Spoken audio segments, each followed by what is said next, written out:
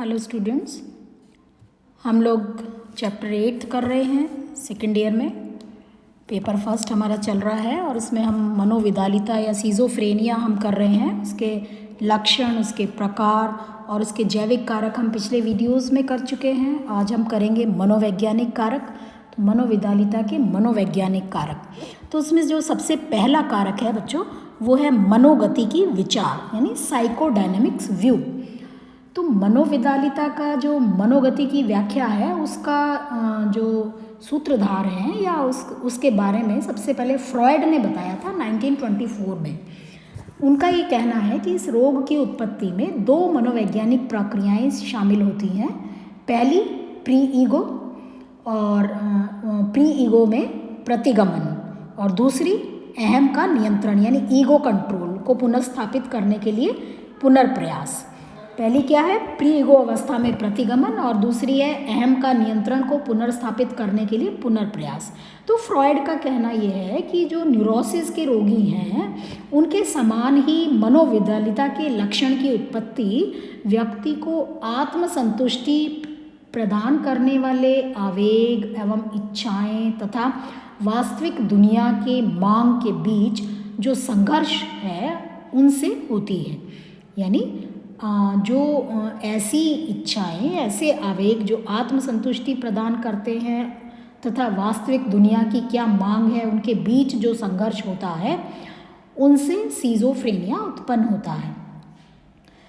तो जब व्यक्ति का बाहरी वातावरण कठोर और धमकीपूर्ण हो जाता है तो वह अपने जीवन के जो आरंभिक काल है उसमें प्रतिगमन करते हैं या रिग्रेस हो जाते हैं, अर्थात एक ऐसी अवस्था में प्रतिगमित हो जाता है जो उसमें ईगो निर्माण के पहले, यानी जब उसमें अहम का निर्माण हुआ उसके पहले एवं बाहरी वातावरण के अस्तित्व को स्वतंत्र रूप से पहचान करने के पहले की अवस्था होती है। तो इस तरह से ये जो साइकोडायनेमिक विचार है ये सीजोफ्रेनिया का एक महत्वपूर्ण कारक है, जिसमें जो प्री ईगो अवस्था में जो प्रतिगमन है और जो अहम का नियंत्रण को पुनर्स्थापित करने के लिए जो पुनर्प्रयास है, वो दो प्रक्रियाएं जो हैं वो शामिल होती हैं जो व्यक्ति को सीजोफ्रेनिक बनाने में महत्वपूर्ण भूमिकाएं अदा करती हैं, क्योंकि उसकी जो आत्मसंतुष्टि करने वाली इच्छाएं हैं, आवेग हैं और जो वास्तविक दुनिया की जो मांग है उसके बीच में संघर्ष होता रहता है, जो मनोविदालिता के लक्षण उत्पन्न करने में सहायक होता है। अब हम बात करेंगे व्यवहारात्मक विचार की। तो जो सेकंड पॉइंट है वो है व्यवहारात्मक विचार। तो व्यवहारात्मक विचारधारा में मनोविदालिता की व्याख्या ऑपरेंट कंडीशनिंग द्वारा की गई है। तो बच्चों, क्रिया प्रसूत अनुबंधन हमने फर्स्ट ईयर में किया था। लर्निंग की एक ये थ्योरी है कि जब क्रिया करता कोई व्यक्ति ऑपरेंट कंडीशनिंग के द्वारा कैसे सीखता है, यानी ऑपरेंट कंडीशनिंग में पहले जो है लर्निंग से पहले क्रियाएं करनी पड़ती हैं और उसके बाद जो है रिस्पॉन्स या स्टिमुलस प्राप्त होता है, यानी अनुक्रियाएं पहले करनी है और उद्दीपक की प्राप्ति बाद में होती है और उसके आधार पर व्यक्ति जो है या प्राणी जो है लर्निंग करता है। तो इसमें एक एक्सपेरिमेंट काफ़ी महत्वपूर्ण था। इसमें क्रिया प्रसूत अनुबंधन पर चूहों पर इसमें किया गया था। क्रिया प्रसूत अनुबंधन पर एक इसमें प्रयोगात्मक रूप से उसको स्टडी किया गया था और ये हमने फर्स्ट ईयर में डिटेल में पढ़ा था।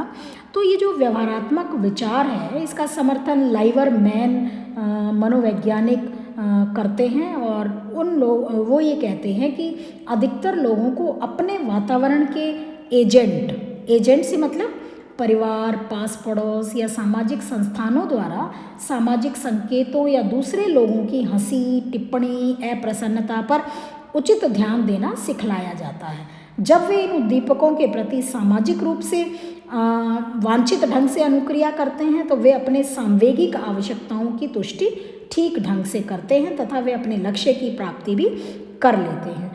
परंतु कभी कभी परिस्थिति असाधारण हो जाती है जो उसे इन सामाजिक संकेतों के प्रति ठीक ढंग से अनुक्रिया करने की दिशा में बाधा पहुंचाती है या व्यक्ति की जिंदगी के महत्वपूर्ण लोग उन्हें सामाजिक अपर्याप्तता के कारण पुनर्बलन प्रदान करने में असफल रहते हैं।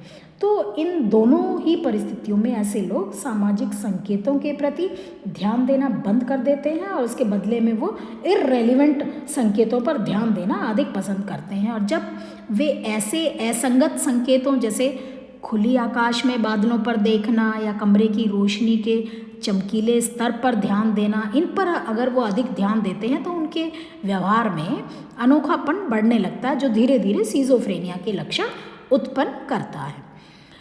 थर्ड है पारिवारिक विचार। तो मनोविदालिता की उत्पत्ति में सामाजिक वातावरण, खास तौर पर पारिवारिक वातावरण बहुत अधिक इम्पॉर्टेंट है। तो मनोविदालिता के रोगियों के परिवारों का गहन अध्ययन करके कुछ इम्पॉर्टेंट महत्वपूर्ण पहलू सामने आए। पहला है मनोविदालिताई माँ। तो हम बात करेंगे मनोविदालिताई माँ की, जो कि पारिवारिक कारण है। कुछ लोग ये कहते हैं कि मनोविदालिता के रोगी के माता पिता, विशेषकर माता का एक विशेष जो है पर्सनैलिटी स्टाइल होता है, एक व्यक्तित्व शैली होती है। मनोविदालिता के रोगी की माँ के लिए विशेष पद जैसे मनोविदालिताई माँ का प्रतिपादन फ्रॉम रिकमॉन मनोवैज्ञानिक ने किया था और बताया कि ऐसी माताएं अपने बच्चों की आवश्यकताओं के प्रति उदासीन, दबंग एवं अप्रभावनीय होती हैं।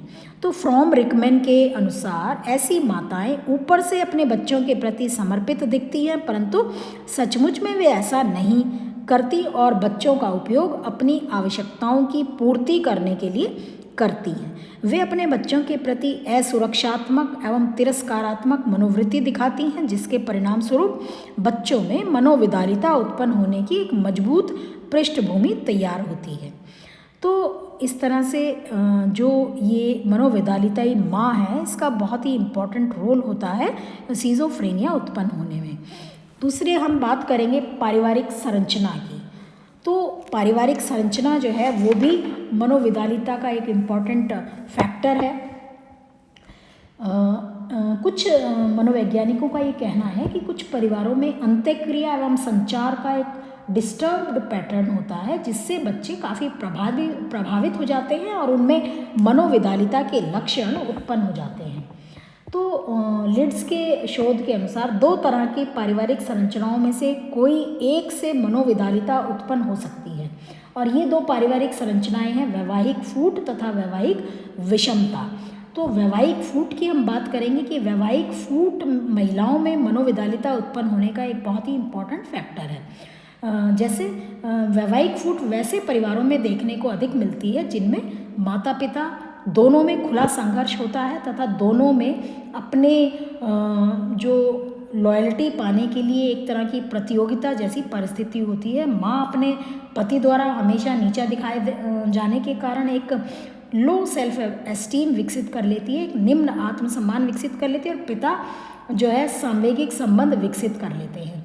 तो ऐसी परिस्थिति में बेटी से पिता सांवेगिक संबंध विकसित कर लेते हैं। तो ऐसी परिस्थिति में बेटी यह नहीं समझ पाती कि उसे किसका पक्ष लेना चाहिए, क्योंकि वो जानती है इन दोनों में से किसी एक का भी पक्ष लिया गया तो दूसरा उसे तिरस्कृत कर देगा। तो ये जो संघर्षात्मक परिस्थिति है वो उनके बच्चे में धीरे धीरे सिजोफ्रेनिया उत्पन्न करती है। दूसरा है वैवाहिक विषमता। तो पारिवारिक संरचना में पुरुषों में सिजोफ्रेनिया लक्षण विकसित होते हैं। इस तरह की पारिवारिक संरचना में कोई स्पष्ट ईर्ष्या नहीं होती।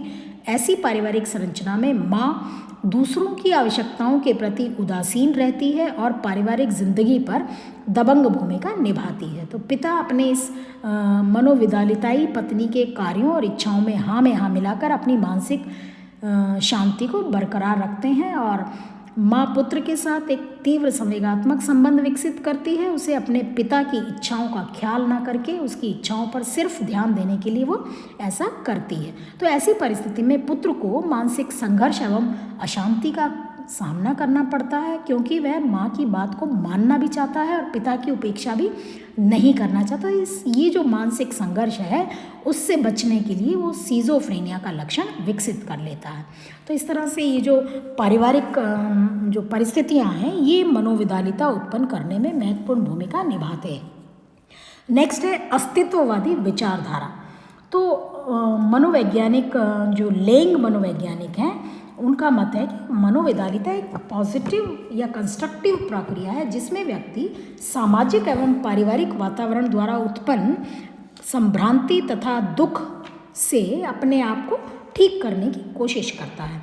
अगर व्यक्ति को इस प्रक्रिया को पूरा करने के लिए अकेले छोड़ दिया जाए तो मनोवैधानिकता के रोगी निश्चित रूप से इंटीग्रेशन के एक स्वस्थ स्तर की प्राप्ति कर सकेंगे। तो लेंग का अस्तित्ववादी सिद्धांत की व्याख्या की शुरुआत इस बात से होती है कि अपनी जिंदगी को अर्थ देने के लिए सभी मनुष्य अपने वास्तविक सेल्फ के संपर्क में रहें, परंतु आज के सामाजिक परिवेश में इस तरह के आंतरिक खोज करना और अर्थपूर्ण अस्तित्व पर पहुंचना एक बहुत ही कठिन कार्य होता है और व्यक्ति जो है अपने अन्य लोगों की प्रत्याशाओं पर उनके मानकों को पूरा कर सके, ऐसा करना उसके लिए बहुत ही मुश्किल कार्य होता है। तो मनोवैधानिकता के रोगी की पारिवारिक स्थिति इस ढंग की होती है कि इसके सदस्य आपस में संभ्रांतिपूर्ण ढंग से एक दूसरे के साथ संचार करें, व्यवहार करें और इनकी जो प्रत्याशाएं हैं वो परस्पर विरोधी होती हैं तथा विरोधी मांग उपस्थित करने वाली होती हैं। तो ऐसे परिवार के बच्चे अपने ट्रू सेल्फ की खोज में असमर्थ रहते हैं और उनमें मनोवैधानिकता के लक्षण जो है वो विकसित होने लगते हैं। तो ये जो अस्तित्ववादी है कि अपने अस्तित्व की लड़ाई जो है वो सिजोफ्रेनिया उत्पन्न करने में महत्वपूर्ण भूमिका निभाती है। अब हम बात करेंगे सामाजिक सांस्कृतिक विचारधारा की। तो कई सामाजिक सांस्कृतिक सिद्धांतवादी हैं जिनका ये कहना है कि मनोवैधानिकता के बहुत सारे लक्षण व्यक्ति में इसलिए उत्पन्न हो जाते हैं कि उन पर मनोवैधानिकता का लेबल लग जाता है।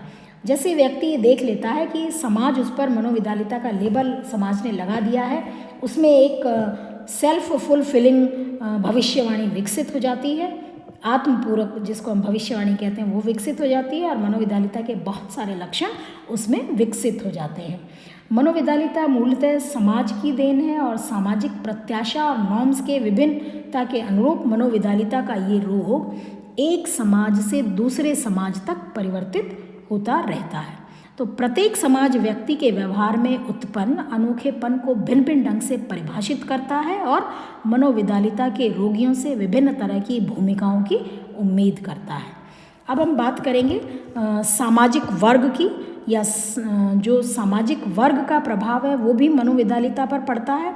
बहुत से अध्ययनों में ये पाया गया है कि जब व्यक्ति का सामाजिक वर्ग निम्न होता है तो उसमें मनोवैधानिकता के लक्षण उत्पन्न होने की संभावना बहुत अधिक होती है।